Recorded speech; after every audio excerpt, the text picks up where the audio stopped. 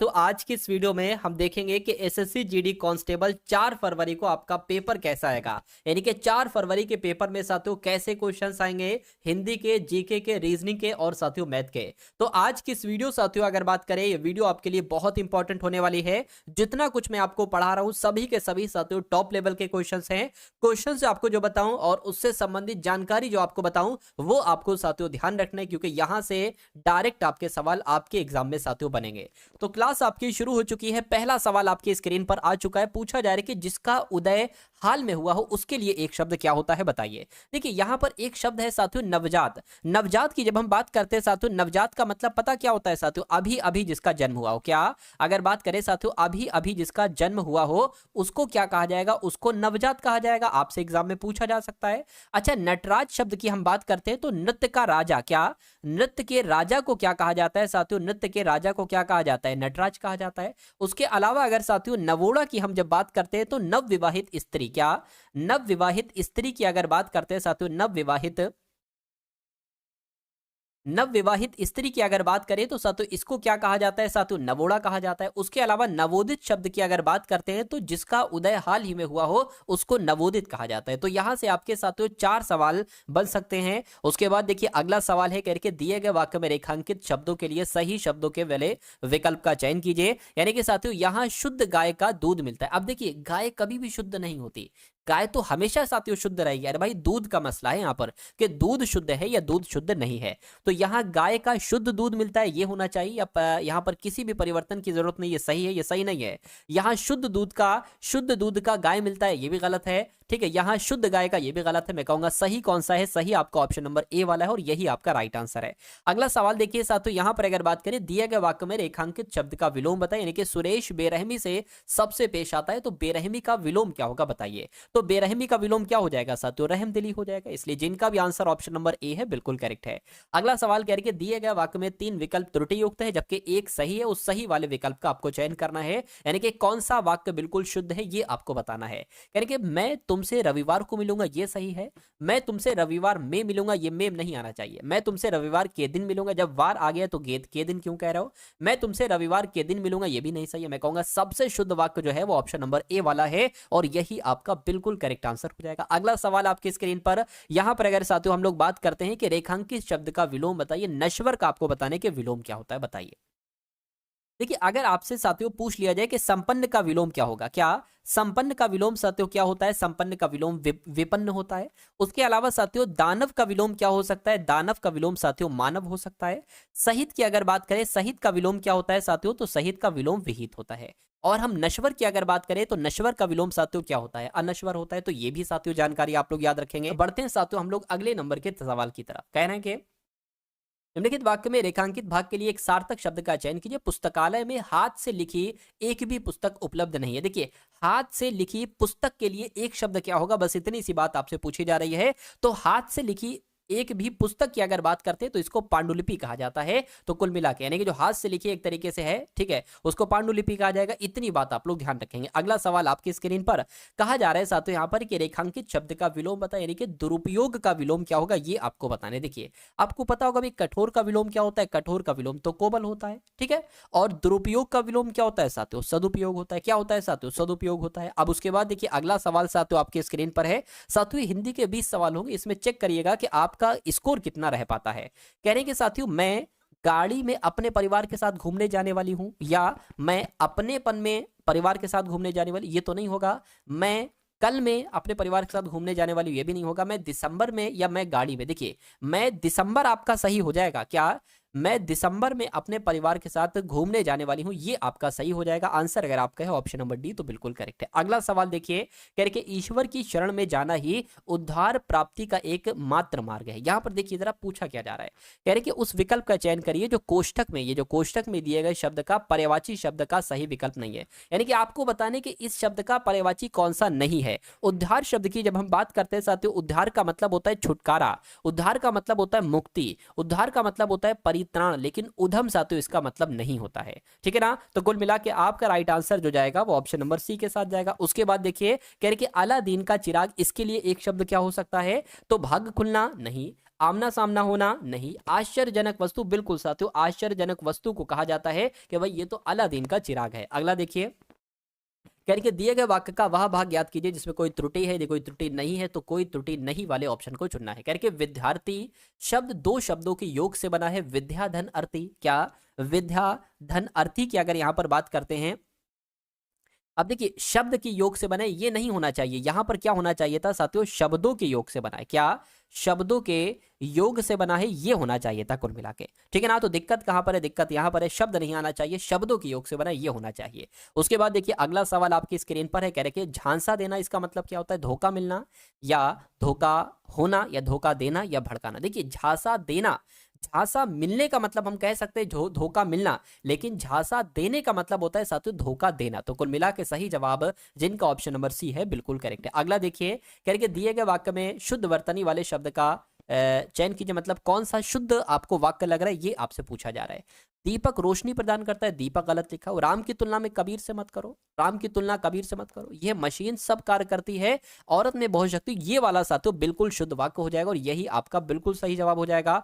उसके बाद देखिए अगला सवाल है, कह रहे कि साथियों देवताओं का उपवन बहुत सुंदर है। तो यहाँ पर जो रेखांकित भाग है ना, उसके लिए एक सार्थक शब्द आपको बताना है, यानी कि देवताओं के उपवन के लिए एक शब्द साथियों क्या हो सकता है, तो इसको हम नंद कानन कहते हैं। क्या साथियों, नंदन कानन कह सकते हैं, यानी कि देवताओं के उपवन को क्या कहा जाता है साथियों, नंदन कानन कहा जाता है। आंसर आपका जो जाएगा वो ऑप्शन नंबर सी के साथ जाएगा। अगला सवाल क्या कहा जा रहा है कि यहां पर भी वही चीज है, रेखांकित शब्द के लिए सही वर्तनी बताइए। तो चौड़ी यहां पर साथियों कैसे लिखा जा रहा है, ऐसे लिखा जा रहा है, लेकिन चौड़ी ऐसे नहीं लिखा जाता है। कैसे लिखा जाता है साथियों, मैं अगर बात करूं तो चौड़ी कुछ ऐसे लिखा जाता है। तो कुल मिला के दिक्कत कहां पर है, दिक्कत यहां पर है। इसकी जगह पर क्या आना चाहिए, ये वाला शब्द आना चाहिए, तो यही आपका सही जवाब हो जाएगा। अगला देखिए, यानी कि अब आपको पर्यायवाची बताने, यानी कि महिला शब्द का साथियों पर्यायवाची आपको बताने क्या हो सकता है, बताइए। चलिए वैसे तो महिला शब्द के साथियों बहुत सारे पर्यायवाची होते हैं। जैसे कि महिला की अगर हम बात करते हैं तो महिला को नारी कहते हैं। उसके अलावा क्या कहते हैं हम, महिला को साथियों औरत कहते हैं। महिला को रमणी भी कहते हैं। क्या कहते हैं साथियों, महिला को रमणी भी कहते हैं और महिला को वनिता भी कहते हैं। देखिए अगर महिला का पर्यायवाची आपसे पूछा जाएगा ना, जितना मैं आपको बता रहा हूं उसमें सही साथियों पूछा जाएगा। महिला को कांता भी कहा जाता है। क्या, कांता भी कहा जाता है, और महिला को साथियों अबला भी कहा जाता है। उसके अलावा साथियों कामिनी भी कहा जाता है। क्या, कामिनी भी कहा जाता है महिला को। तो मैं कहूंगा साथियों, क्या स्त्री मैंने यहां पर लिखा है, स्त्री नहीं लिखा है मैंने, कोई दिक्कत नहीं, महिला को स्त्री भी तो कहा जाता है। तो इस प्रकार आपका राइट आंसर अगर है ऑप्शन नंबर बी के साथ, तो मैं कहूंगा आंसर आपका बिल्कुल करेक्ट हो जाएगा। अच्छा यहां पर पूजा शब्द की बात करते हैं। पूजा शब्द के पर्यायवाची कौन कौन से बन सकते हैं, जैसे कि उपासना कहते हैं, पूजा को क्या कहते हैं, उपासना कहते हैं। उसके अलावा जो कहते हैं नहीं पूजा कर लो, अर्चना कर लो, तो पूजा कह लो, उपासना कह लो, अर्चना कह लो, एक ही चीज है। अच्छा इबादत भी इसको कहा जाता है उर्दू में, ठीक है ना, इबादत भी कहते हैं और बंदगी भी कहते हैं कि भाई तुम किसकी बंदगी करते हो, ठीक है। तो ये सारे पूजा के पर्यायवाची हो गए, ठीक है। उसके अलावा अचर शब्द की अगर हम बात करते हैं तो इसका पर्यायवाची होता है अचल। क्या साथियों, अचल होता है। उसके अलावा इसका पर्यायवाची होता है जड़, और इसका पर्यायवाची क्या होता है साथियों, स्थावर होता है। तो इतनी जानकारी आप लोग ध्यान रखेंगे। अच्छा सीता शब्द की यहां पर अगर हम लोग बात करें तो सीता को क्या कहा जाता है, जानकी कहा जाता है। सीता का पर्यायवाची क्या हो जाएगा, जानकी हो जाएगा। उसके अलावा साथियों मैथिली हो जाएगा। क्या हो जाएगा, उसके अलावा साथियों मैथिली हो जाएगा। तो इतनी जानकारी आपको साथियों ध्यान रखना है, ये बहुत इंपॉर्टेंट है। अगला सवाल देखिए, कह रही कि जिसके हाथ में चक्र हो उसके लिए एक शब्द साथियों क्या होगा, इतनी सी बात आपसे पूछी जा रही है। अरे भाई उसको तो हम चक्रपाणी कहेंगे। क्या, जिसके हाथ में चक्र होता है उसको साथियों क्या कहा जाता है, चक्रपाणी कहा जाता है, ये आपको मालूम होना चाहिए। अच्छा यहां पर अगर बात करें चंद्रमौली किसे कहा जाता है, जिसके सिर पर चंद्रमा हो। क्या साथियों, अगर आपसे एग्जाम में पूछ लिया जाए कि जिसके सर पर, क्या जिसके सर पर साथियों क्या हो, चंद्रमा हो, क्या जिसके सर पर चंद्रमा हो उसको क्या कहा जाएगा, चंद्रमौली कहा जाएगा। ये भी आप लोग ध्यान रखेंगे। और इंदिवर शब्द की अगर बात करते हैं, नीले रंग के कमल को क्या कहा जाता है साथियों, आपको मालूम होना चाहिए। नीले रंग के कमल को क्या कहा जाता है, नीले रंग के कमल को इंदिवर कहा जाता है। ये भी आपको साथियों मालूम होना चाहिए। अच्छा ईशान भी आपसे पूछा जाता है। तो पूरब और उत्तर, ठीक है ना, पूरब और उत्तर के बीच की दिशा को कहा जाता है। क्या कहा जाता है साथियों, पूरब, पूरब और उत्तर के, पूरब और उत्तर के बीच की जो दिशा होती है ना, पूरब और उत्तर के बीच की जो दिशा होती है ना साथियों, उसको क्या कहा जाता है, उसको ईशान कहा जाता है। चलिए अगला सवाल देखिए साथियों, आपके स्क्रीन पर है। आपसे पूछा जा रहा है कि हमें हमेशा सबकी अच्छाई देखनी चाहिए, उनके अवगुण नहीं देखना चाहिए। यानी कि साथियों तद्भव रूप का सही विकल्प कीजिए। मेरे ख्याल से ये तत्सम क्या है, 4 विकल्पों में से उस विकल्प का चयन करें जो कोष्टक में दिए गए शब्द के तद्भव रूप का सही विकल्प है। कुल मिला के ये आपको यहां पर बताना है। देखिए अवगुण एक तद्भव शब्द होता है, इसका तत्सम क्या हो जाएगा, इसका तत्सम साथियों अवगुण हो जाएगा। अवगुण कौन से ऑप्शन में लिखा हुआ है, ऑप्शन नंबर डी में लिखा हुआ है। यानी कि हमें हमेशा सबकी अच्छाई देखनी चाहिए, उनके अवगुण नहीं देखना चाहिए। अगला देखिए कहा जा रहा है साथियों ठिकाना ना रहना। क्या ठिकाना ना रहना, इसका मतलब क्या होता है, कहीं जगह ना मिलना, सैर करना, बेचैन होना, दुनिया घूमना नहीं साथियों, कहीं जगह ना मिलने को क्या कहा जाता है, ठिकाना ना रहना। ये आपका बिल्कुल सही जवाब हो जाएगा। अगला सवाल आपकी स्क्रीन पर है, आपसे पूछा जा रहा है साथियों, देखिए और बहुत ध्यान से देखिएगा। यहां पर एक खाली जगह है। योग से मनोरंजन भी किया जा सकता है तथा भटकते मन को शांति भी प्रदान की जा सकती है, भटकते मन को प्राप्ति भी प्रदान की जा सकती है, भटकते मन को क्रांति भी प्रदान की जा सकती है, या भटकते मन को भ्रांति भी प्रदान की जा सकती है। तो यहां पर सबसे सटीक शब्द जो आना चाहिए वो ऑप्शन नंबर ए वाला आना चाहिए। यानी कि योग से मनोरंजन भी किया जा सकता है तथा भटकते मन को शांति भी प्रदान की जा सकती है। तो अगर आपका जवाब यहां पर ऑप्शन नंबर ए के साथ है तो मैं कहूंगा आंसर आपका बिल्कुल करेक्ट है। अगला सवाल आपकी स्क्रीन पर, तो अब आपके सामने साथियों जीके के क्वेश्चंस यहां पर आ चुके हैं। इन जीके के क्वेश्चंस को देखिएगा और अपनी तैयारी को साथियों चेक करिएगा।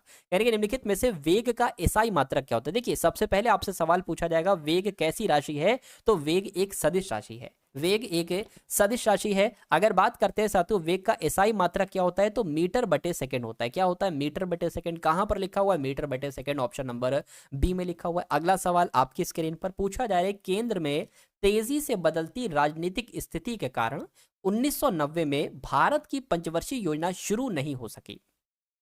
तो भारत की कौन सी पंचवर्षीय योजना शुरू नहीं हो सकी, उन 8वीं पंचवर्षीय योजना शुरू नहीं हो सकी, ये यहां पर साथियों आंसर है। ये सवाल पूछा जाएगा साथियों आपसे, यानी निम्नलिखित में से कौन सा खेल पाकिस्तान का राष्ट्रीय खेल है। तो पाकिस्तान के राष्ट्रीय खेल की बात चल रही है। देखा जाए तो साथियों फील्ड हॉकी यहां पर आपका बिल्कुल सही जवाब हो जाएगा। अच्छा पाकिस्तान का आपसे पूछा गया राष्ट्रीय खेल, उसके अलावा क्या आपसे साथियों अमेरिका की अगर बात करें, अमेरिका का राष्ट्रीय खेल नहीं पूछा जाता। क्या अमेरिका का राष्ट्रीय खेल नहीं पूछा जा सकता, तो बिल्कुल पूछा जा सकता है साथियों, बेसबॉल है। क्या है, बेसबॉल। आप लोग याद रखेंगे ये अमेरिका का राष्ट्रीय खेल है, ठीक है। उसके अलावा अगर साथियों बात करते हैं चीन की, अगर बात करें चीन का क्या राष्ट्रीय खेल नहीं पूछा जा सकता साथियों, चीन का राष्ट्रीय खेल क्या है, टेबल टेनिस है। क्या है साथियों, टेबल टेनिस जो है ना ये चीन का राष्ट्रीय खेल है, ये भी आप लोग याद रखेंगे। उसके अलावा अगर बात करते हैं साथियों बांग्लादेश की, क्या अगर बांग्लादेश की हम अगर बात करते हैं तो बांग्लादेश का राष्ट्रीय खेल क्या है, कबड्डी है। क्या है साथियों, कबड्डी है। तो ये भी आप लोग याद रखेंगे। चलिए भाई अब यहां पर अगर बात करते हैं नेक्स्ट नंबर के सवाल की, पूछा जा रहा है कि निम्नलिखित में से कौन सा भारतीय संविधान में उल्लिखित राज्य के नीति निर्देशक सिद्धांत नहीं है। तो कौन सा नहीं है ये आपको बताना है। देखिए एक भाग में आपको बता रहा हूं साथियों, संविधान का भाग नंबर 4। इस भाग में साथियों अनुच्छेद कौन कौन से हैं, इस भाग में अनुच्छेद जो है ना, अनुच्छेद 36 से लेकर साथियों 51 है। इस अनुच्छेद 36 से लेकर 51 तक में किसका जिक्र किया गया साथियों, राज्य के नीति निर्देशक सिद्धांतों के बारे में बताया गया, ठीक है ना। तो आपसे पूछा जा रहा है कौन सा एक तरीके से भारतीय संविधान में राज्य के नीति निर्देशक सिद्धांत नहीं हो सकता है। तो अंतर्राष्ट्रीय शांति बनाए रखना, सुरक्षा को बढ़ावा बनाए रखना, ये बिल्कुल है। नागरिकों के लिए सम्मान, ठीक है, समान नागरिक संहिता, ये भी है। और कृषि एवं पशुपालन का गठन, ये भी है। विधायक को कार्यपालिका से अलग करना, ये चीज साथियों इंक्लूड नहीं है। अब नहीं है तो यही आपका राइट आंसर है। अगला सवाल देखिए आपकी स्क्रीन पर, यानी कि 1951 में प्रथम एशियाई खेल ये कहां पर आयोजित हुए थे। तो 1951 में जो पहले एशियाई खेल हुए थे साथियों, तो ये कहां पर हुए थे, ये इंडिया में हुए थे और इंडिया के नई दिल्ली पर। का सवाल है, कह रहे कि गीता महलिक किस नृत्य शैली के लिए प्रसिद्ध हैं, ठीक है। ये आपसे कुल मिला के पूछा जा रहा है, तो मैं कहूंगा ओडिसी से संबंधित है। ओडिसी आपका यहां पर बिल्कुल सही जवाब हो जाएगा। अगला देखिए भारतीय संविधान की निम्नलिखित में से किस अनुसूची में समवर्ती सूची दी गई है। तो समवर्ती सूची की जब हम साथियों यहां पर बात करते हैं, तो साथियों समवर्ती सूची जो दी गई है भारतीय संविधान के किस अनुसूची में, मैं कहूंगा 7वीं अनुसूची में समवर्ती सूची दी गई है, ये आपको यहां पर मालूम होना चाहिए। चलिए अगला सवाल देखिए आपकी स्क्रीन पर, कह रहे कि कथक शब्द का क्या मतलब होता है। तो कथक की अगर बात करें, इसका मतलब क्या होता है साथियों, कथावाचक होता है। क्या होता है, कथावाचक होता है। उसके बाद देखिए कहा जा रहा है कि बास्केटबॉल में 2 टीमें होती हैं, बिल्कुल, और जिसमें प्रत्येक टीम में खिलाड़ी कितने होते हैं, यानी कि एक टीम में 5 खिलाड़ी हैं, दूसरी टीम में 5 खिलाड़ी हैं, ऐसे करके साथियों होता है। उसके बाद देखिए भारतीय जनगणना के संदर्भ में साक्षरता प्रतिशत की परिभाषा क्या है। तो साथियों यहां पर अगर बात करें कॉलेज डिग्री धारकों का प्रतिशत नहीं, उन लोगों का प्रतिशत जो नहीं, ये भी नहीं होगा। 7 वर्ष और उससे अधिक आयु के लोगों का प्रतिशत जो किसी भाषा को पढ़ लिख सकते हैं साथियों, ये होगा, बिल्कुल साथियों ये हो जाएगा आपका साक्षरता प्रतिशत का मतलब। चलिए अब उसके बाद देखते हैं साथियों, नेक्स्ट नंबर का सवाल आपकी स्क्रीन पर है, कह रहे कि भारत में आर्थिक नियोजन के संबंध में बॉम्बे प्लान कितने भागों में विभाजित किया गया था, ये आपको बताना। देखिए 1944 की जब हम बात करते हैं तो साथियों यहां पर 1944 में कुछ उद्योगपतियों का एक समूह था, ठीक है ना, और इन्होंने किस पर जोर दिया साथियों, नियोजित अर्थव्यवस्था की स्थापना के ऊपर साथियों जोर दिया। और इसी को साथियों क्या कहा जाता था, इसी की जो नियोजित अर्थव्यवस्था थी ना, इसकी स्थापना के लिए इन्होंने एक प्रस्ताव तैयार किया और इसी प्रस्ताव को साथियों क्या कहा जाने लगा, बॉम्बे प्लान, इसी प्रस्ताव को साथियों कहा जाने लगा। और ये बॉम्बे प्लान को साथियों दो भागों में विभाजित किया गया, पहला भाग साथियों 1944 और दूसरा भाग साथियों 1945। तो यही तो आपसे पूछा जा रहा है कि भारत में आर्थिक नियोजन के संबंध में बॉम्बे प्लान कितने भागों में विभाजित किया गया, तो एक दो यानी कि दो भागों में विभाजित किया गया। अगला देखिए आपकी स्क्रीन पर, निम्नलिखित में से कौन सा मौर्य शासक चंद्रगुप्त मौर्य का पोता था। तो मौर्य वंश के जो संस्थापक थे चंद्रगुप्त मौर्य, इनके पोते का नाम क्या था साथियों, अशोक इनके पोते का नाम था। क्या अशोक इनके पोते का नाम था। हॉर्नबिल फेस्टिवल कह लो या पर्व कह लो, ये कहां पर साथियों मनाया जाता है, तो ये 1 दिसंबर से लेकर 10 दिसंबर तक साथियों नागालैंड में मनाया जाता है। कहां पर, नागालैंड में मनाया जाता है। उसके बाद देखिए जलियांवाला बाग हत्याकांड परिणाम स्वरूप हुआ, किसके परिणाम स्वरूप हुआ बताइए, जो 1919 में साथियों रॉलेट एक्ट हुआ था, इसके परिणाम स्वरूप हुआ। आंसर आपका ऑप्शन नंबर सी हो जाएगा। जब राज्यसभा के सभापति का पद रिक्त हो जाए तो उसके कर्तव्यों का पालन निम्नलिखित में से किसके द्वारा किया जाएगा, तो किसके द्वारा किया जाएगा, राज्यसभा के उपाध्यक्ष के द्वारा किया जाएगा। अगला सवाल देखिए, भारत में 11वीं पंचवर्षीय योजना की समय अवधि क्या थी। तो भारत में 11वीं पंचवर्षीय योजना की समय अवधि 2007 से 2012 थी। अगला देखिए, कह रहे कि बैंकिंग विनियमन अधिनियम कब पारित किया गया, तो ये तो 1949 में पारित किया गया। कब पारित किया गया, 1949 में पारित किया गया। यानी कि आगा खान कप निम्नलिखित में से किससे संबंध, यानी कि आगा खान कप किस खेल में दिया जाता है, ये आपको यहां पर बताना है। देखिए अगर आपसे पूछा जाए हॉकी का पहला जो क्लब को संगठित किया गया, ये कब संगठित किया गया, ये 1861 में संगठित किया गया। हॉकी की एक सबसे बड़ी संस्था है जिसका नाम है अंतर्राष्ट्रीय हॉकी महासंघ। तो अंतर्राष्ट्रीय हॉकी महासंघ की स्थापना साथियों कब की गई, ये आपसे अगर आपसे पूछ लिया जाए तो 7 जनवरी 1924 में की गई, ये भी आपको मालूम होना चाहिए। और इसका मुख्यालय कहां पर है, किसका, अंतर्राष्ट्रीय हॉकी महासंघ का, तो स्विट्जरलैंड के साथियों लुसाने में इसका हेडक्वार्टर है, ये आप लोग याद रखें। खैर आगा खान कप की अगर बात करते हैं तो ये तो हॉकी के खेल में दिया जाता है, हॉकी के खेल में। अगला देखिए, भारत में किस धर्म की जनसंख्या बहुसंख्यक है, अल्पसंख्यक नहीं, मतलब जैन सबसे ज्यादा है, हिंदू मुस्लिम ईसाई, तो मैं कहूंगा तकरीबन 80% के आसपास मोटा मोटी तौर पर आप लोग याद रख सकते हैं हिंदूज हैं। तो कुल मिला के आंसर आपका ऑप्शन नंबर बी हो जाएगा।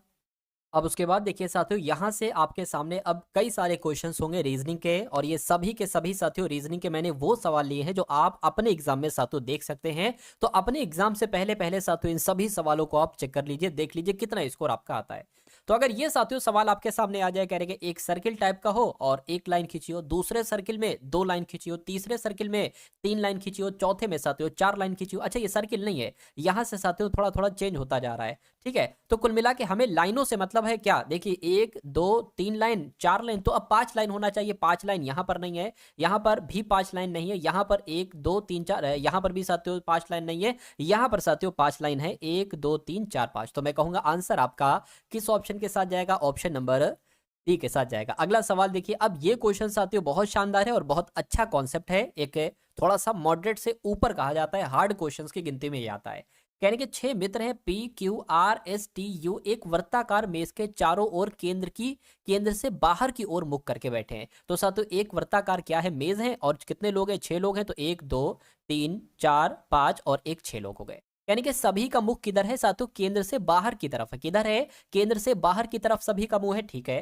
कह रहे कि पी क्यू के ठीक दाईं ओर बैठा है, तो ये हमें समझ में लाइन आ रही है। हम इसको साथियों सॉल्व कर लेते हैं। पी को हम कहीं भी आप बैठा दीजिए, मान लीजिए पी यहां पर, यानी कि क्यू के ठीक दाईं ओर बैठी है। तो क्यू की अगर बात करें, क्यू हमें यहां पर बनाना पड़ेगा, तभी तो साथियों क्यू के ठीक दाईं ओर पी बैठ पाएगी, ठीक है। ये लाइन हो गई। उसके बाद कह रहे हैं कि आर और एस के ठीक बीच में यू बैठा है, यानी कि अगर हम मान लीजिए अगर हम आर यहां पर बनाए, ठीक है, और एस हमें यहां पर बनाना होगा, आर और एस के बीच में साथियों क्या लिखा हुआ है, आर और एस के बीच में ठीक यू बैठा है, तो यू साथियों यहां पर बैठ जाएगा, ठीक है ना। चलिए उसके बाद क्या कहा जा रहा है, एस के ठीक बाएं ओर बैठा है, टी के ठीक बाएं ओर बैठा है एस, तो टी कहां पर, अच्छा टी यहां पर हमें बैठाना पड़ेगा, टी के ठीक बाएं ओर कौन बैठा है, एस बैठा है, ये चीज भी पूरी हो गई। अच्छा 6 लोग थे, 6 को आपने बैठा दिया, 1 2 3 4 5 6 बैठा दिया, करके टी के विपरीत कौन बैठा हुआ है, तो टी के विपरीत कौन बैठा है, टी किधर है, टी के विपरीत साथियों आर बैठा है, 2 लोग इधर 2 लोग इधर, तो टी के विपरीत कौन बैठा है साथियों, आर बैठा है। तो आपका इस सवाल का जवाब क्या हो जाएगा, आर हो जाएगा, और यही आपका बिल्कुल करेक्ट आंसर है। अगला सवाल आपकी स्क्रीन पर कह रहे कि ए गुणा बी का अर्थ है कि ए बी का पति है। अब दूसरा देखिए, दूसरी लाइन है ये एक तरीके से, ए प्लस बी का मतलब है ए बी का भाई है, और ए भाग बी का मतलब है ए बी का बेटा है, और ए माइनस बी का मतलब है ए बी का पिता है। तो आपको यहां पर साथियों रिलेशन निकालने के, यहां पर आखिर क्या आ सकता है, ये भाग, मैंने भाग का निशान लगाया है, ठीक है ना। तो टी भाग आर का मतलब क्या होगा, देखिए हम इसको ए मानेंगे, इसको हम बी मानेंगे, तो भाग वाला कहां पर है, देखिए जरा ये है भाग वाला, ठीक है ना। हम ए भाग बी की जगह पर टी भाग आर रख लेंगे, ए भाग बी का मतलब है ए बी का बेटा है, यानी कि टी आर का बेटा होगा, क्या टी जो है ना ये आर का बेटा होगा, तो साथियों आर का बेटा हो गया साथियों, ये टी प्लस लगा लेंगे हम यहाँ पर पुरुष के लिए।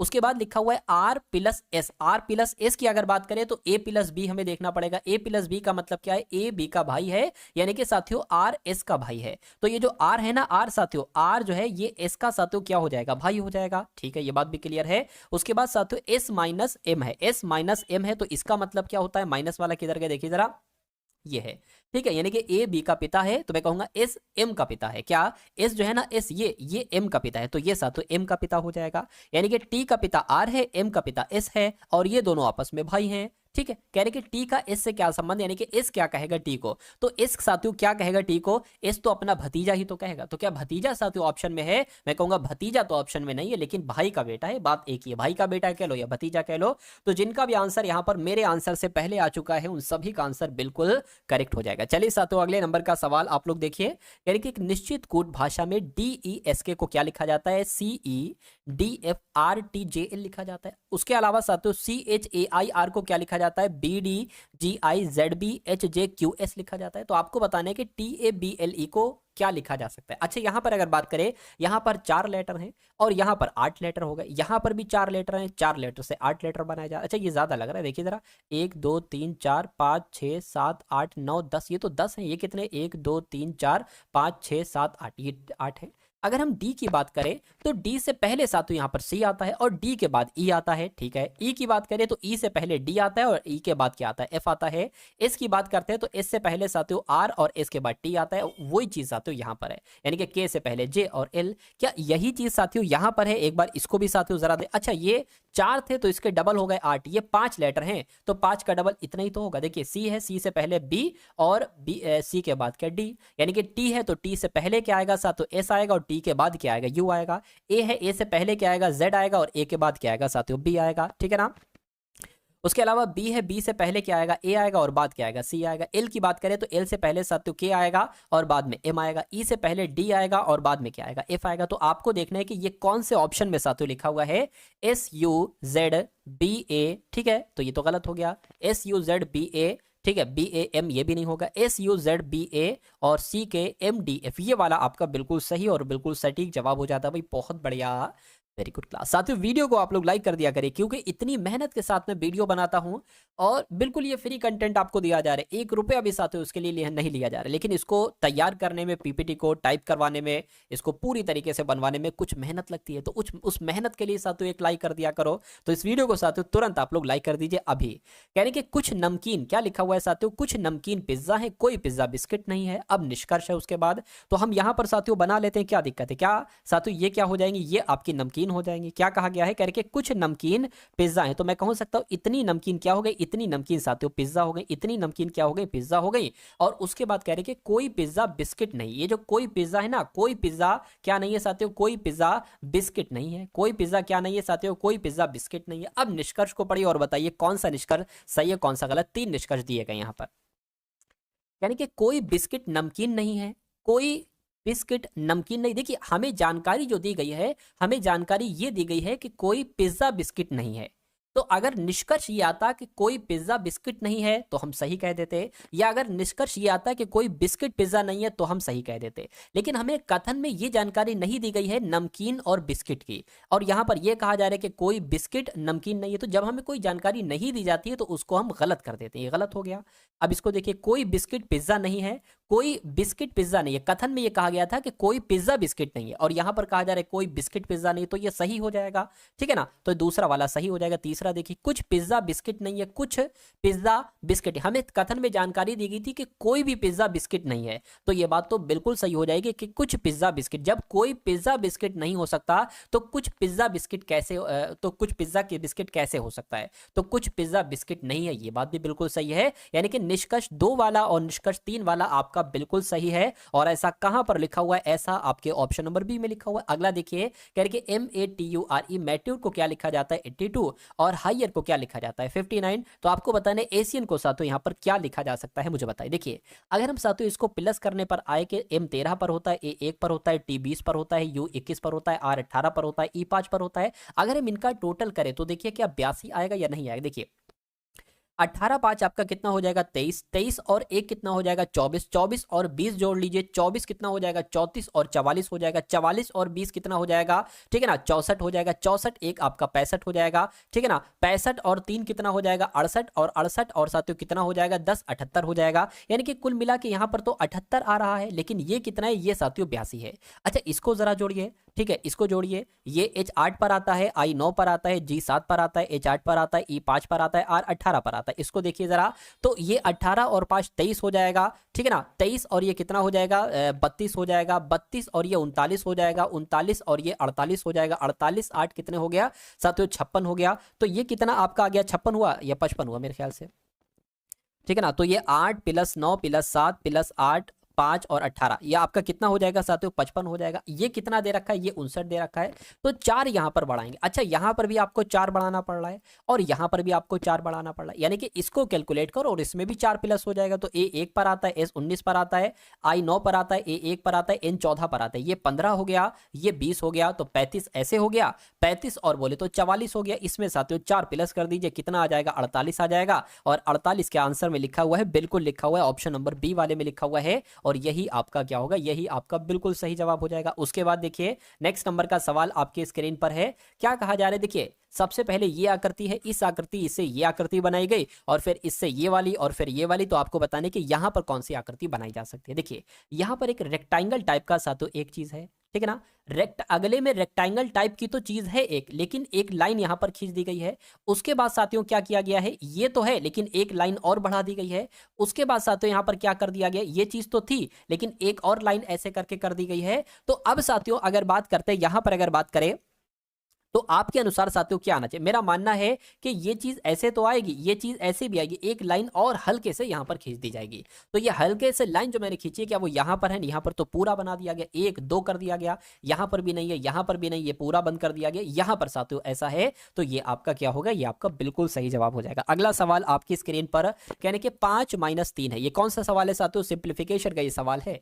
क्या कहा जा रहा है, दिए गए विकल्पों में से किन दो संख्याओं को आपस में बदलने पर निम्नलिखित समीकरण सही हो जाएगा। यानी कि 5 - 3 गुणा 0 + 1 = 2। अगर हम 5 और 3 की जगह बदल दे, 5 2 की जगह बदल दे, 1 3 की जगह बदल दे, 2 0 की जगह बदल दे, यानी कि 2 की जगह 0 0 की जगह 2। अगर हम इसको नीचे से ऐसे क्वेश्चन में जब आपको ऑप्शन से करना होगा ना, तो आप डी वाले से चला करो, उम्मीद है कि आपको आंसर जल्दी मिल जाएगा। तो अगर साथियों हम बात करें 2 की जगह पर 0, 0 की जगह पर 2 रख देना, 5 है 5 रख दीजिए, 3 है 3 रख दीजिए, गुणा 0 है ना 0, तो यहाँ पर 2 आ जाएगा, प्लस आपका 1 की जगह पर क्या आ जाएगा 1 आ जाएगा, बराबर ये 2 है ना, तो 2 की जगह पर 0 आ जाएगा। क्या इसको कैलकुलेट करके 0 आएगा? अगर 0 आएगा तो हमारा यही आंसर हो जाएगा, वरना फिर हम ऑप्शन नंबर सी वाले को चेक करेंगे। तो 5 - 3 दूना 6 हो जाएगा, प्लस आपका 1 हो जाएगा। ठीक है, चलिए 5 - 6 है ना, तो माइनस का 1 बचेगा, प्लस का 1 ये हो जाएगा, 1 में से 1 जाएगा 0 बचेगा, यानी कि 0 = 0 हो चुका है। तो मैं कहूंगा पहला वाला तो नहीं भाई, ऑप्शन नंबर डी वाला हमारा बिल्कुल सही जवाब हो जाएगा। उसके बाद देखिए अगले नंबर का सवाल है, कह रहे कि साथियों 86 है, उसके बाद 107 है, उसके बाद साथियों 82 है, और उसके बाद 111 है, और फिर 78 है, और फिर साथियों 115 है। आपसे पूछा जा रहा है कि उसके बाद यहाँ पर कौन सा नंबर आ सकता है। तो यहाँ पर अगर साथियों बात करें कौन सा नंबर आ सकता है साथियों, देखिए तो देखिए 86 से 107 या 82, अगर हम साथियों 86 से अगर 82 बनाएंगे और 82 से 78 बनाएंगे तो हमारे लिए ज्यादा साथियों फायदेमंद होगा और आसान होगा।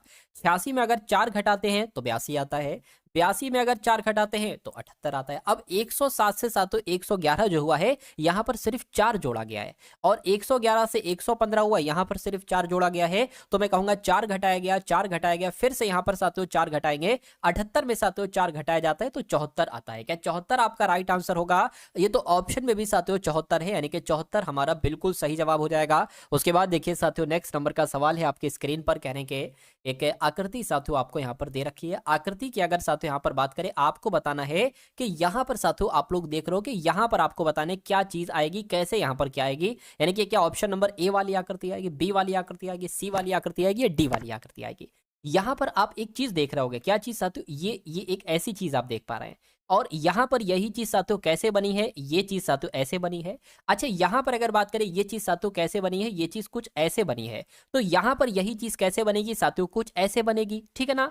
तो ये वाली चीज कहां पर बनी है, क्या ये ऐसे बनी, या ये नोक ऊपर है और यहां पर नोक नीचे है, तो ये आंसर नहीं हो सकता। इसमें भी नोक नीचे है, ये आंसर नहीं हो सकता। या तो आंसर ए होगा या साथियों बी होगा। इतनी बात क्लियर है।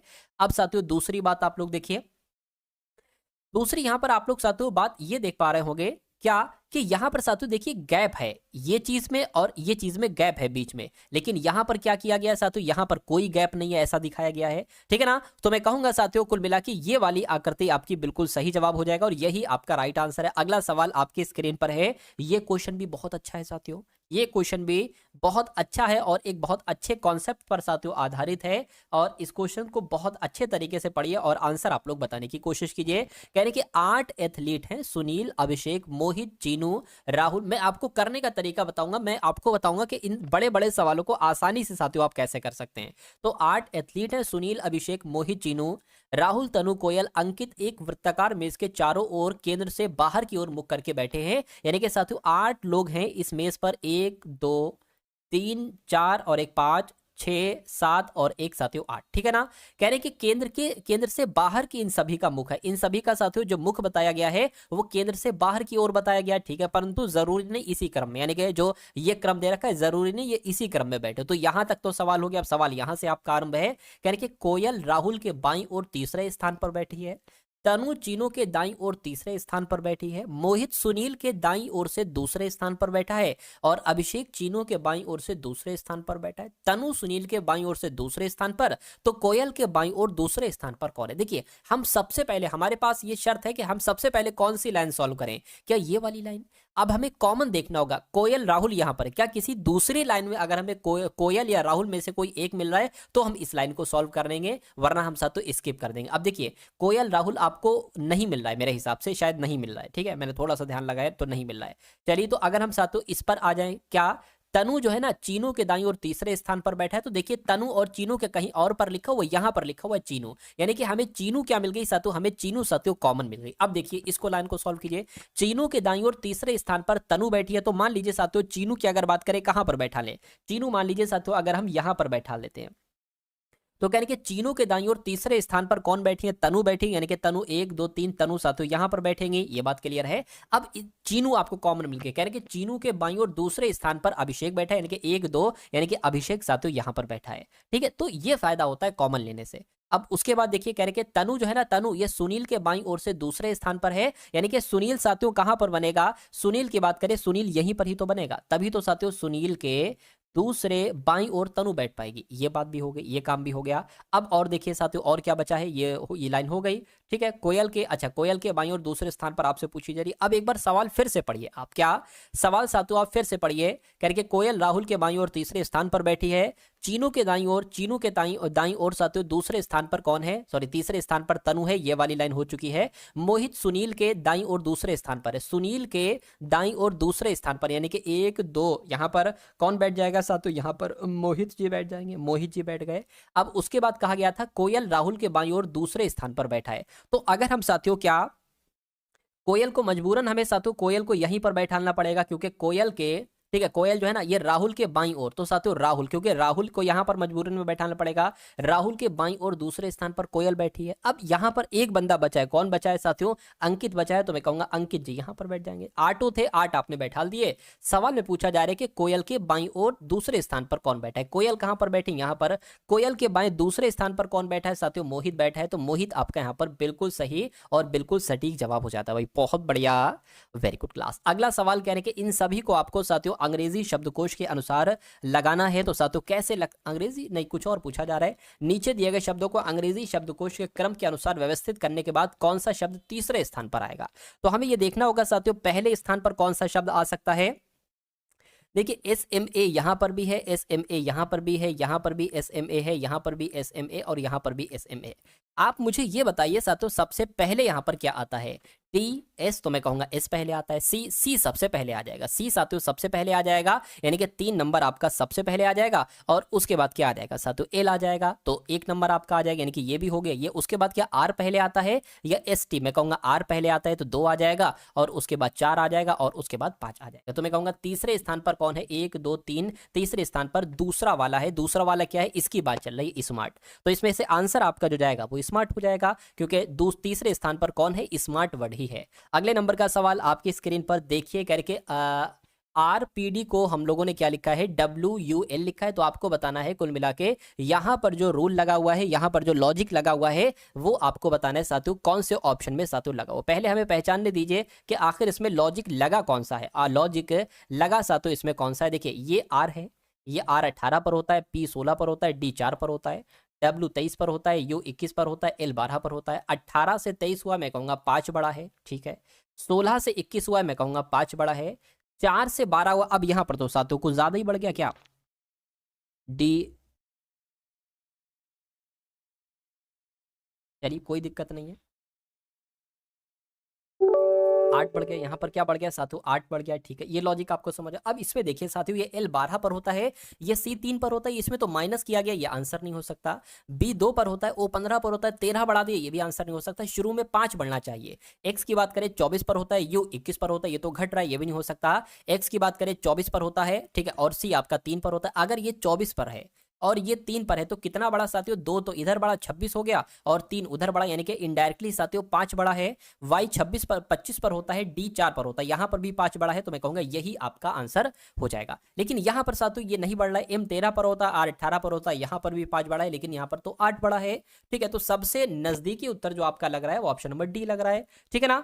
चलिए, तो कुल मिला के वैसे यहां पर साथियों यहां पर भी 5 का अंतर होना चाहिए, या 5 का यहां पर हो जाए, या साथियों फिर यहां पर 8 का हो। खैर कोई नहीं, तो सबसे नजदीकी जवाब जो हमें मिला है, हो सकता हो कुछ टाइपिंग वगैरह मिस्टेक हो गई हो। अगला देखिए आपकी स्क्रीन पर है साथियों, देखिए सवाल को और मुझे आप लोग बता दीजिए कि इस सवाल का सही जवाब आपका यहाँ पर किस ऑप्शन के साथ जा सकता है, क्या आपका यहाँ पर राइट आंसर हो सकता है।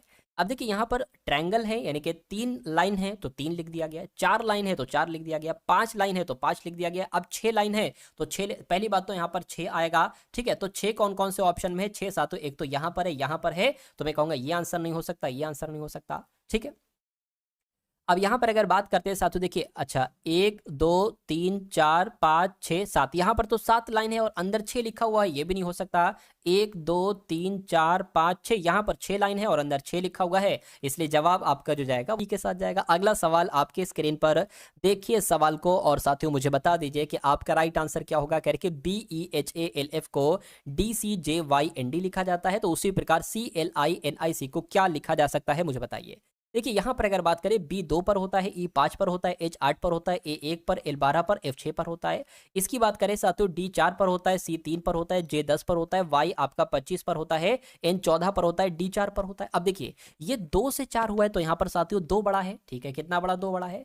ये 5 से 3 हुआ है तो यहाँ पर तो 2 घटा दिया गया। ये 8 से 10 हुआ यानी कि 2 बड़ा है, ठीक है। ये 1 से कितना हो गया है? 1 से 25 हो गया, यानी कि A से Y हो गया है, तो 2 घटाया गया है, यानी कि वही क्रम चल रहा है, 2 प्लस 2 माइनस, 2 प्लस 2 माइनस, ठीक। तो यही क्रम हम इसमें करेंगे। सबसे पहले 2 प्लस किया गया है तो E आएगा, क्या आएगा साथियों? E आएगा। उसके बाद 2 माइनस करेंगे तो J आ जाएगा, ठीक है। आई में 2 प्लस करेंगे तो के आएगा, ठीक है। अब एन में 2 माइनस करेंगे एल आएगा, ठीक है। ठीक है, आई में 2 प्लस करेंगे क्या आएगा साथियों, आई के बाद क्या आ जाना चाहिए, के आएगा, ठीक है। सी में 2 माइनस करेंगे क्या आना चाहिए, ए आना चाहिए। ए यहाँ पर नहीं, यहाँ पर नहीं, यहाँ पर है, लेकिन ये अलग है। मैं कहूँगा आंसर आपका ऑप्शन नंबर किसके साथ जाएगा, ऑप्शन नंबर साथियों डी के साथ जाएगा। तो डी आपका बिल्कुल सही जवाब है। अब उसके बाद देखिए अगले नंबर का साथियों सवाल है सिटिंग अरेंजमेंट का। एक और सवाल, एक और बेस्ट कॉन्सेप्ट आपकी स्क्रीन पर आ चुका है, देखिए और बताइए इसका सही जवाब क्या होगा। कह रहे कि 5 दोस्त हैं, पूजा है, भावना है, चारू है, गीता है और हेमा है। एक वृत्ताकार मेज के चारों ओर केंद्र की ओर मुख करके बैठे हैं साथियों, 1 2 3 4 और एक साथियों ये 5, ठीक है। यानी कि चारू भावना की पड़ोसी नहीं है, ठीक है। भावना हेमा के बाईं और दूसरे स्थान पर बैठी हैं। गीता भावना और हेमा की पड़ोसी हैं, तो भावना के ठीक दाएं और कौन बैठी है ये आपको यहाँ पर बताना है। देखिए सबसे पहले हमें ये लाइन सॉल्व करना होगी क्योंकि इसमें कोई दिक्कत नहीं आपको होगी, ठीक है। तो क्या कहा गया है, हेमा के बाईं ओर कौन बैठा है साथियों, भावना बैठी है। तो हेमा की अगर बात करें, हेमा को कहीं पर आप बैठा दो, ऊपर को बैठा दो यहाँ को, ठीक है। हेमा के बाईं ओर दूसरे स्थान पर साथियों कौन बैठी है, भावना बैठी है, यानी कि भावना जी यहाँ पर साथियों बैठेंगी, ठीक है। उसके बाद यहाँ पर क्या कहा गया था कि चारू भावना की पड़ोसी नहीं है, यानी कि चारू अब ना तो यहाँ पर आ सकती है और ना चारू यहाँ पर आ सकती है क्योंकि भावना की पड़ोसी नहीं है चारू। तो जाहिर सी बात है साथियों चारू जी यहाँ पर बैठ जाएंगे, ये भी क्लियर हो गया। कहने के भावना ये तो हो चुका है, कहने के गीता भावना और हेमा की पड़ोसी है, यानी कि गीता जो है ना, गीता ये भावना और हेमा की पड़ोसी है। तो जाहिर सी बात है गीता यहीं पर तो आएंगी, तभी तो ये भावना की और हेमा की पड़ोसी हो पाएंगे। अब 5 लोग थे, 4 लोग आपने बैठा दिए, 1 लोग बचा है, कौन बचा है, पूजा बची है, तो पूजा यहाँ पर बैठा दी जाएंगी। तो कुल मिला के सवाल में आपसे पूछा जा रहा है कि भावना के ठीक दाएं कौन है। तो भावना की तरह भावना के ठीक दाएं कौन है साथियों, मैं कहूंगा गीता है। तो गीता आपका इस सवाल का बिल्कुल सही जवाब हो जाएगा। अगला सवाल आपकी स्क्रीन पर। तो अब आपके सामने साथियों यहाँ पर मैथ के क्वेश्चन आप लोग यहाँ पर देखेंगे, सभी के सभी चुनिंदा क्वेश्चन है मैथ के, अच्छे कॉन्सेप्ट साथियों यहाँ पर है। चलिए तो कुछ नहीं है, बहुत कम क्वेश्चन है साथियों। ये देखिए यानी कि एक वस्तु 20% की छूट पर बेची जाती है, ठीक है। एक वस्तु 20% की छूट पर बेची जाती है, वस्तु के अंकित मूल्य और विक्रय मूल्य का अनुपात क्या है। अब देखिए यहां पर अगर बात करें, एक वस्तु 20% की छूट पर बेची जाती है, तो मैं कहूंगा साथियों, ठीक है। तो कह रहे हैं कि अंकित मूल्य और विक्रय मूल्य क्या है। मान लीजिए उस वस्तु का अंकित मूल्य 100 है, अब इस अंकित मूल्य के 20% छूट पर बेची जाएगी, तो जाहिर सी बात है वो 80 में बेची जाएगी। 20% की छूट हमने यहाँ पर की है, ये अंकित मूल्य है, ये विक्रय मूल्य है। इतने में थी, अंकित था, इतने में बेची गई है। तो इसका ही तो आपसे अनुपात पूछा जा रहा है। तो इसको कट कर ली, 0 से 0, 2 से 2 पंजे 10 हो जाएगा, 2 चौक 8 हो जाएगा। तो ये साथियों क्या हो जाएगा, ये आपका वस्तु का अंकित मूल्य अगर 5 है तो विक्रय मूल्य क्या है, 4 है, जब 20% की छूट दी जाती है। तो 5:4 कहां पर लिखा हुआ है, ऑप्शन नंबर सी में लिखा हुआ है। तो ये आपका बिल्कुल सही जवाब है। अगला सवाल देखिए, करके उस त्रिभुज की ऊंचाई ज्ञात कीजिए जहां उस ऊंचाई के संगत आधार आधा है। यानी कि ऊंचाई तो ऊंचाई है, लेकिन साथियों जो आधार एक तरीके से है ना, ठीक है ना, ऊंचाई के संगत आधार जो है ना वो साथियों आधा है, और क्षेत्रफल 144 सेंटीमीटर है। तो कुल मिला के अगर हम जब बात करते हैं साथियों, देखिए ऊंचाई की अगर बात करते हैं ना, ऊंचाई कहां पर लिखा हुआ है, हाँ ये ऊंचाई साथियों हमने h मान ली, कोई दिक्कत नहीं। आधार की अगर बात करें तो आधार ये क्या है, आधार साथियों ऊंचाई का आधा है ना, तो ऊंचाई का आधा ये मान लेते हैं, यानी कि h/2 मान लेते हैं, ठीक है। अब अगर बात करते हैं साथियों त्रिभुज के क्षेत्रफल की, किसकी बात करते हैं यहाँ पर, अगर हम बात करते हैं साथियों त्रिभुज के क्षेत्रफल की बात करें तो क्या सूत्र आपको याद है, 1/2 गुणा आधार गुणा ऊंचाई। क्या साथियों, आधार गुणा क्या हो जाएगा साथियों, ऊंचाई हो जाएगा। तो 1/2 ये आ गया। आधार कितना है, आधार साथियों h/2 है, h/2 है। और ऊंचाई कितनी है, ऊंचाई साथियों यहाँ पर हमने h मानी हुई है। ये बात क्लियर है, ठीक है। और क्षेत्रभुज का क्षेत्रफल कितना बताया गया है, 144 बताया गया, तो ये 144 हो गया। अब ये 2 गुणा 2 नीचे है ना बराबर लगा, क्रॉस मल्टीप्लाई, यानी कि 144 से गुणा हो जाएगी, 2 गुणा 2 बराबर, इधर क्या बचेगा, h गुणा h बचेगा, h गुणा h बच गया। ये बात भी क्लियर है। यानी कि इधर की अगर बात करें साथियों, ये h स्क्वायर हो जाएगा, बिल्कुल हो जाएगा, ये 144 गुणा 2 हो जाएगा। अब एक काम करिए, कभी भी अगर आप देखो कि कोई लेटर यहाँ पर उसके ऊपर स्क्वायर हो, तो कहने का मतलब है कि ये नंबर किसी ना किसी संख्या का स्क्वायर होगा। अब इसकी अगर बात करें तो ये 12 का स्क्वायर है, ठीक है। ये 2 बार 2 लिखा है तो यहाँ पर 1 आ जाएगा, और बराबर में क्या आ जाएगा, h स्क्वायर की जगह पर h आ जाएगा। तो h बराबर क्या निकलेगा साथियों, 24 सेंटीमीटर निकलेगा। यानी कि ऊंचाई कितनी है साथियों, 24 सेंटीमीटर है। तो 24 सेंटीमीटर आपका बिल्कुल सही और सटीक जवाब हो जाएगा।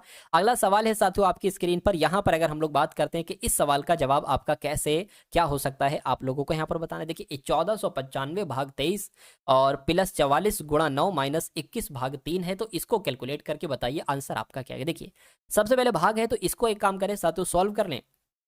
1495 बटे 23 से अगर इसको साथियों हम कैलकुलेट करते हैं तो क्या आता है, देखिए अगर 23 छंग तकरीबन करें तो 6 3 18 हो गया, 6 12, ठीक है 12 और एक आपका 13 हो जाएगा, यानी कि 138 हो जाएगा। तो कितना आ गया, 23 छंग 138 आ गया, कितना बचेगा, एक और एक ये 115 आ जाएगा। अब 23 चौक करें, क्या करें, 23 चौक नहीं 23 पंजे का अगर बात करते हैं यहाँ पर करें तो 5 3 15 हो गया, 5 2 10 और 11, बिल्कुल पूरा पूरा कट गया साथियों, पूरा पूरा ये तो कट गया आपका पंजे, यानी कि इसकी जगह पर 65 आ जाएगा। 65 प्लस अब 44 गुणा 9 कर लो, 44 गुणा 9 अगर हम करते हैं तो 9 चौक आपका 36, 9 चौक 36 39, यानी कि 396 आ गया। 396 माइनस 21 की भाग करना है 3 से, यानी कि 3 को एक तरह 3 सत्ते, ये तो 7 यहाँ पर आ जाएगा। अब इन दोनों को जोड़ेंगे अगर साथियों तो 11 आ गया, ये 10 हो गया, 10 और ये 16 हो गया, और ये साथियों 4 हो गया, यानी कि इसमें से 7 आप क्या कर दीजिए, घटा दीजिए। तो जब 461 में से 7 घटता है तो 454 बचता है। 454 कौन से ऑप्शन में है, 454 ऑप्शन नंबर सी वाले में है। तो ये क्या हो जाएगा साथियों, ये आपका बिल्कुल सही जवाब हो जाएगा। अब उसके बाद देखिए अगले नंबर का सवाल है आपके स्क्रीन पर, कहने के एक्स और वाई एक साथ मिलकर एक काम को 20 दिन में पूरा करते हैं। एक्स और वाई दो लोग हैं और ये एक काम करते हैं तो 20 दिन में पूरा करते हैं, अकेले उसी काम को 25 दिन में पूरा कर सकता है। कौन पूरा कर सकता है, वाई की यहां पर बात चल रही है। तो वाई अकेले अगर उस काम को करता है तो वाई अकेले उस काम को 25 दिन में पूरा कर सकता है, यानी कि अगर अकेले एक्स काम करे तो उस काम को कितने दिन में कर पाएगा। देखिए यहां पर एक ऐसा नंबर ले लेते हैं जो कि 20 के पहाड़े में भी आए, 25 के पहाड़े में भी आए, अर्थात 20 से भी वो नंबर कट सके और 25 से भी कट सके। तो हम क्या नंबर ले लें, 100 ले लें, ठीक है 100 कट जाएगा, 20 पंजे 100, 25 चौक 100। ठीक, कहने का मतलब यह है कि वाई एक दिन में 4 काम करता है और एक्स और वाई दोनों दिन में मिलकर 5 काम करते हैं। वाई एक दिन में 4 काम करता है और दोनों मिलकर 5 काम करते हैं, तो मैं कहूंगा एक्स एक काम करेगा एक दिन में, तभी तो भाई ये 5 हो पाएगा। तो पूछा जा रहा है कि एक्स अकेले उस काम को कितने दिन में करेगा, और ये क्या चीज है, ये साथियों टोटल काम है। अगर टोटल काम 100 है और एक्स एक दिन में एक काम करता है तो ये 100 काम एक्स कितने दिन में कर पाएगा, 100 दिन में कर पाएगा। तो आंसर आपका क्या होगा, 100 दिन होगा। एक्स अकेले उसी काम को कितने दिन में कर पाएगा, 100 दिन में कर पाएगा। आंसर जिनका ऑप्शन नंबर बी है बिल्कुल करेक्ट है। अगला सवाल देखिए आपके स्क्रीन पर, कह रहे 5400 भाग 2 माइनस 55 गुणा 11 प्लस 44 गुणा 3, इसको आपको सॉल्व करना है। सबसे पहले इसको कर लीजिए, भाग लगा हुआ है, 2 दूना 4, 2 सते 14, डबल 0 आ गया, माइनस 55 की गुणा साथियों 11 से करेंगे तो 55 ऐसे करके लिख लीजिए, 5 10 6 यानी कि 605 यहां पर आ गया, प्लस अब 44 तियां कितने होते हैं, 4 तियां 12 हो गया, 4 तियां 12 और एक आपका 13 हो गया। 2700 में से 605 साथियों घटा दीजिए, तो 2700 में से 605 अगर हम यहां पर घटा देते हैं तो कितना बचता है, देखिए यहां पर 5 आ जाएगा और यहां पर एक तरीके से साथियों 9 आ जाएगा, ठीक है ना, और यहां पर 26 हो जाएगा, यहां पर मैं कहूंगा 20 आ जाएगा। ठीक, ये बात साथियों क्लियर है, ठीक है कोई दिक्कत नहीं है। अब यहां पर आपका क्या हो गया साथियों, 2095 आ गया प्लस 132 आ गया, तो इसमें 132 अगर प्लस करते हैं तो 7 आ गया, 12 आ गया, 2 और 2 यानी कि 2227 आपका आंसर आ जाएगा। तो 2227 कहां पर लिखा हुआ है साथियों, 2227 आपका ऑप्शन नंबर डी में लिखा हुआ है। तो जिनका भी आंसर ऑप्शन नंबर डी है, मैं कहूंगा आंसर आपका यहां पर बिल्कुल करेक्ट है। अब उसके बाद देखिए ये क्या लिखा हो भाई साहब, ये क्या, यदि m प्रतिशत कम है, ये तो मेरी समझ में नहीं आया, इसलिए इसको क्या कर देना पड़ेगा, इसको स्किप कर देना पड़ेगा। अब एक ये सवाल और एक ये सवाल, 2 सवाल और बाकी हैं आपके सामने। बस देखिए, एक वस्तु का विक्रय मूल्य 4600 रुपए है, यदि 12% की हानि है तो वस्तु का विक्रय मूल्य क्या, यानी कि एक वस्तु को 4600 रुपए में खरीदा गया था, अगर इस वस्तु को 12% की हानि पर बेचेंगे, देखिए समझने की कोशिश कीजिए, अगर एक वस्तु को खरीदा गया था 4600 में, अगर इसको 10% की हानि पर से बेचा जाता है तो इसको 90% में बेचा जाता है। समझिएगा, कॉन्सेप्ट समझिएगा। अगर किसी वस्तु का मूल्य 4600 रुपए है, अगर इस वस्तु को 20% की हानि पर बेचा जाता है तो इसको 80% में बेचा जाता है। तो यहां पर कहा गया है कि अगर किसी वस्तु का मूल्य 4600 रुपए है और किसी उस वस्तु को 12% की हानि पर बेचा गया है, तो जाहिर सी बात है उस वस्तु को 88% में बेचा गया होगा, है ना। तो इन दो जीरो से ये जीरो कैंसिल कर लीजिए, इसको कैलकुलेट कर लीजिए, आपको मालूम पड़ जाएगा वस्तु का क्रय मूल्य क्या है। तो वस्तु का 88% में बेचा गया है, तो 46 की गुणा साथियों 88 से आप कर दीजिए, 6 48 हो जाएगा, 4 32, 33 34 35 36 आपका हो गया, यानी कि 368 आपका यहाँ आ जाएगा, 8 आ गया और साथियों ये कितना आ जाएगा, ये 14 आ जाएगा, और ये आपका कितना आ गया 10, यानी कि 448 सॉरी 4048 आ गया। तो 4048 रुपए आपका वस्तु का विक्रय मूल्य होगा। यानी कि अगर कोई वस्तु का क्रय मूल्य 4600 रुपए है और 12% की हानि पर उस वस्तु को बेचा जाता है तो वो वस्तु 4048 रुपए की बिकेगी। Right answer. दोस्तों एक क्वेश्चन आप सभी लोगों के लिए है, इसका कौन सा आंसर सही होगा कमेंट बॉक्स में ज़रूर बताएं।